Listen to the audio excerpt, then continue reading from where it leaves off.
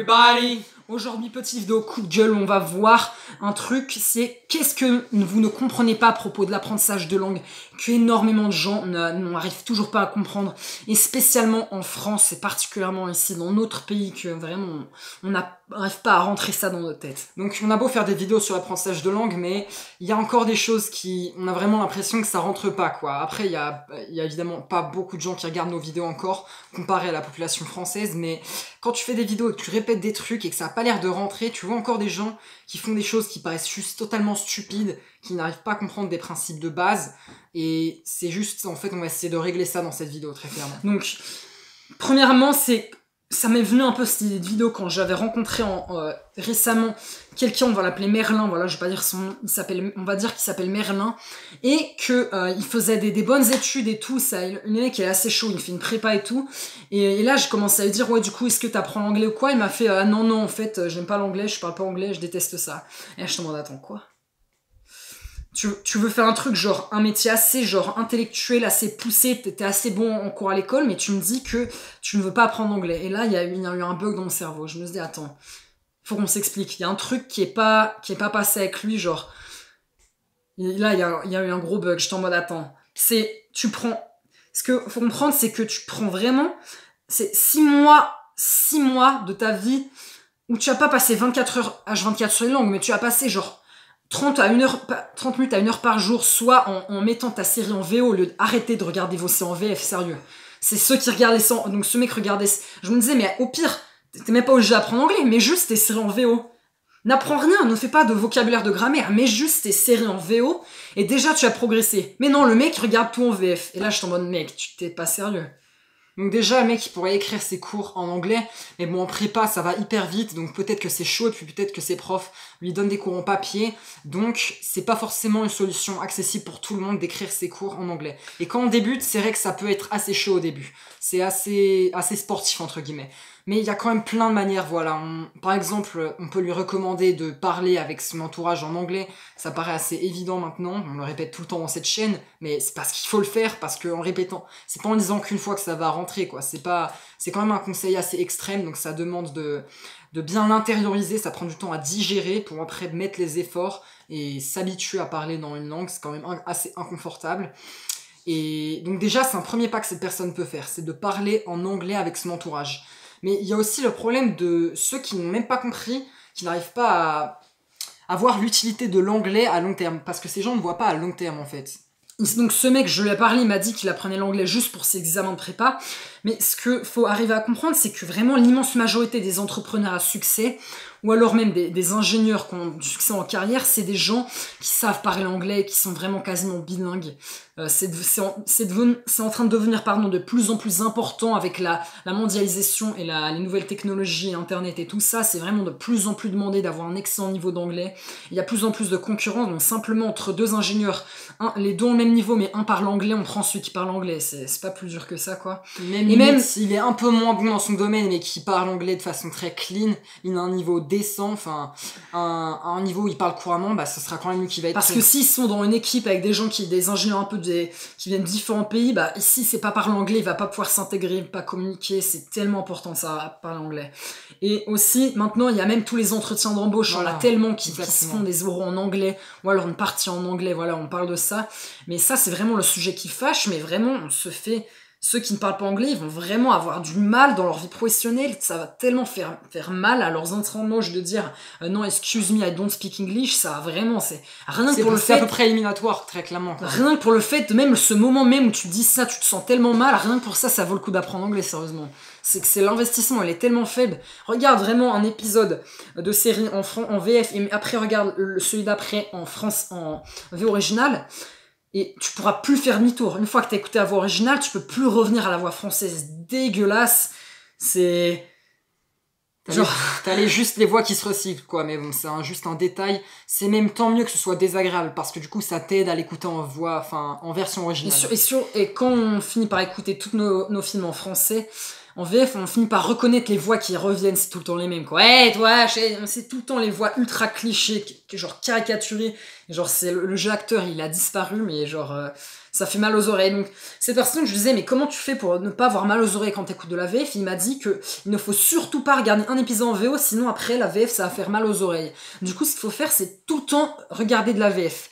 Mais en fait, c'est l'absolu contraire de ce qu'il faut faire, c'est-à-dire qu'il faut à un moment donné regarder un épisode en VO, et ça va tellement te dégoûter de la VF que tu vas ne plus jamais écouter de la VF de ta vie, tu vas faire des progrès dramatiques, drastiques en langue. Et sans même faire d'effort, c'est vraiment, là on parle de Netflix, c'est vraiment votre divertissement de la journée, ça demande aucun effort. Ok, les 10 premières minutes on a la flemme de lire les sous-titres, mais vraiment on s'y fait vite. Et donc c'est vraiment, c'est une question de quelques minutes, quelques minutes au plus, quelques dizaines de minutes ou un épisode avant de s'habituer aux sous-titres. Et c'est ce petit effort-là qui bloque certaines personnes et les rebute, qui les empêche d'apprendre l'anglais, quoi. C'est vraiment la première étape. Si vous n'avez pas motivation, mettez des séries. Après, bien évidemment, il y a plein d'autres méthodes beaucoup mieux, mais c'est vraiment un très bon début. C'est juste le début qui permet de motiver, parce que ce qui manque au début, évidemment, c'est la motivation. Apprendre une langue, c'est une montagne, ça paraît une montagne, et c'est assez vrai, parce que ça demande quand même un sacré investissement de temps.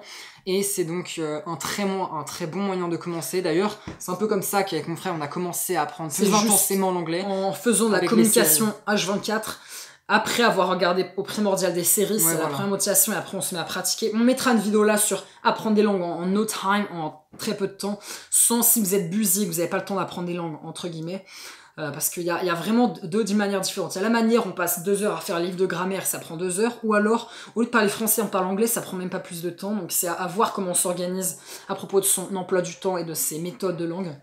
Donc voilà, ça c'est le premier point que vraiment les gens qui ne veulent pas apprendre l'anglais ne comprennent pas. Et même si, le deuxième point à voir, c'est que peut-être que pour l'instant, il ne ressent pas l'envie d'apprendre des langues, mais il y a forcément dans sa vie, si le mec il va vivre 80 ans, il y a forcément un moment où il va se dire « J'aimerais commencer à plus voyager et à pouvoir communiquer, apprendre anglais. » Sauf que le problème, c'est que si on se réveille à 40 ans pour se dire ça, et bien à 40 ans, ce qu'il faut savoir, c'est que c'est beaucoup plus dur d'apprendre des langues que quand on a 20 ans. Entre 15 et 20 ans qu'on est jeune, c'est vraiment à ce moment-là, c'est le meilleur moment de votre vie. Si vous êtes jeune, c'est vraiment maintenant qu'il faut être bilingue en anglais, parce que c'est encore très facile. À notre âge, nous on est jeunes, donc c'est ultra facile pour nous apprendre des langues. Et donc il faut vraiment profiter. C'est un avantage injuste et vous le regretterez plus tard. Purée, pourquoi j'ai pas appris l'anglais plus tôt? C'était tellement plus simple. Et par exemple, notre père est en train d'essayer de se dire, parce qu'il est assez âgé, on va pas dire son âge, mais bref, et en gros, il est déjà à un stade de sa vie. Enfin, plus le temps passe de toute façon, et moins il y a de plasticité cérébrale. Donc en gros, c'est une façon scientifique de dire que ton cerveau, il galère à apprendre les nouveaux trucs. Et du coup, tes parents même, ils vont galérer beaucoup plus que toi s'ils veulent commencer, s'ils se réveillent maintenant et qu'ils se disent, en fait, c'est utile l'anglais.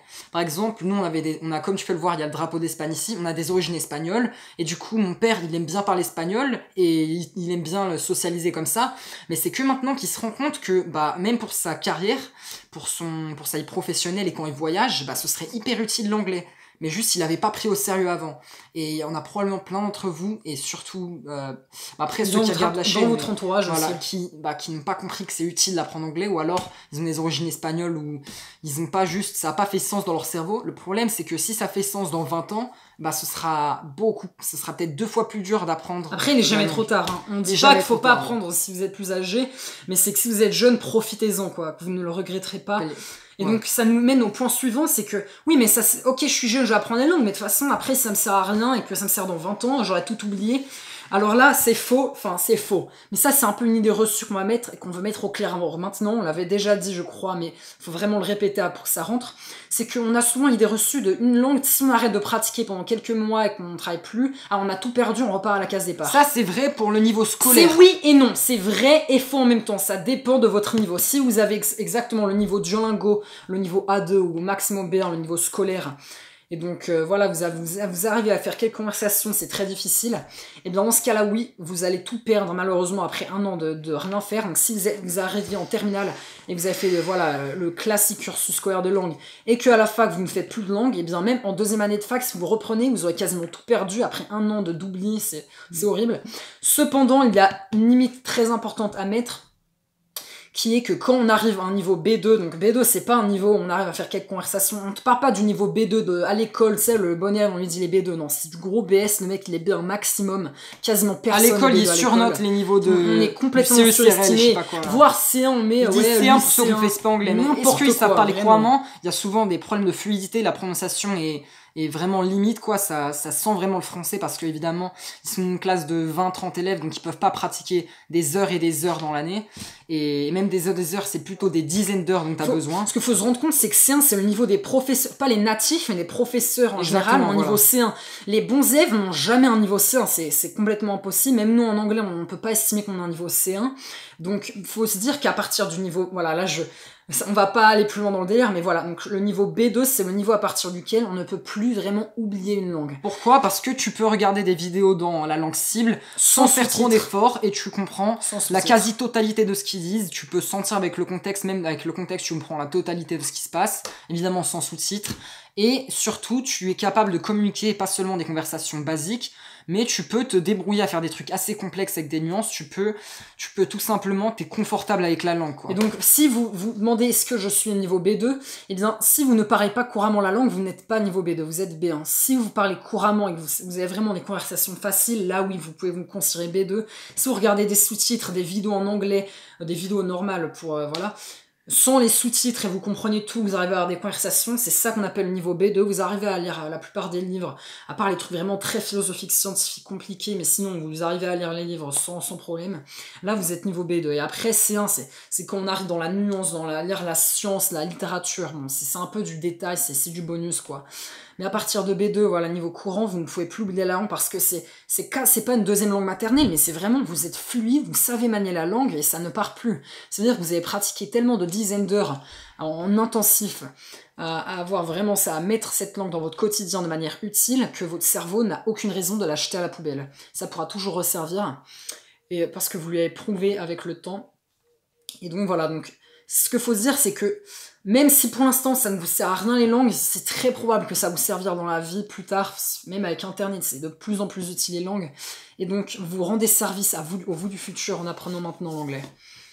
Et donc, et même si vous ne l'utilisez pas maintenant, si vraiment vous l'apprenez bien et que vous vous rendez compte de cette importance et que vous arrivez même à un niveau où vous parlez couramment, eh bien vous l'aurez quasiment pour toute votre vie, vous l'aurez à portée de main et il vous suffira de réchauffer vos neurones pour que tout reparte. Voilà. Ok, donc c'est pour bien insister sur ce point, il faut imaginer que c'est comme... Allez, on peut donner une petite image, une petite métaphore, c'est imaginer que vous êtes sur... On apprend même enfin, c'est pas nous qui l'avons inventé, on apprend d'une polyglotte qu'on a déjà citée plein de fois, c'est Lydia Machova, et elle a utilisé cette image très pertinente de l'apprentissage de langue, c'est comme si vous êtes sur une petite île déserte, vous savez, l'île cliché où il y a un palmier seulement et il fait 10 mètres de rayon, vous êtes sur cette petite île et vous construisez un bateau, vous construisez une petite barque, et vous essayez de quitter l'île, sauf que tout autour, il y a différents niveaux de vagues. Imaginez des cercles avec à chaque fois des niveaux, au lieu des cercles de vagues, vous imaginez A1+, A2, A2+, et à chaque fois, il y a un cercle, un niveau de difficulté. Et si vous vous arrêtez à la dernière vague, parce qu'il y a un nombre de cercles autour de l'île, avant et après le dernier cercle, en gros, la mer, elle est calme, quoi. On peut dire ça comme ça. Peut-être au bout de 1 km, la mer, elle est calme et vous aurez enfin quitté l'île, quitté le courant. Sauf que ce dernier niveau, c'est un peu le niveau B2, quoi. Faut passer le niveau B2 pour qu'après, plus jamais, les vagues vous ramènent à l'île. Sauf que si vous avez le niveau académique au bout de 10 ans d'anglais et vous savez toujours pas parler couramment, vous avez un niveau B1, les vagues, elles vont vous ramener vers l'île. Il y a vraiment, il faut imaginer, c'est un peu ces vagues qui vont à chaque fois vous tirer vers le bas, vous ramener à l'île, qui vont toujours, le courant va vous ramener, et c'est le niveau B2, c'est celui où vous échappez de tous ces courants. Enfin, c'est un peu compliqué, on aurait peut-être pu mettre des images. Voilà. Donc, à partir du niveau B2, c'est un point de non-retour, entre guillemets, où vous ne pouvez plus oublier la langue. Et donc, c'est pour ça que ça vaut vraiment tellement le coup de l'atteindre, même si c'était le sujet d'une vidéo assez récente, on pourra mettre là, mais là, on voulait vraiment le répéter, parce qu'il y a des gens qui n'ont toujours pas compris ça. Et donc voilà, ça c'est le sujet de la vidéo aujourd'hui, merci d'avoir regardé jusqu'au bout, on a enfin pu faire passer ce message important à nos yeux. Et on se dit à la semaine pro pour une nouvelle vidéo sur l'apprentissage des langues, et sur ce, apprends idiomas fast! Ciao!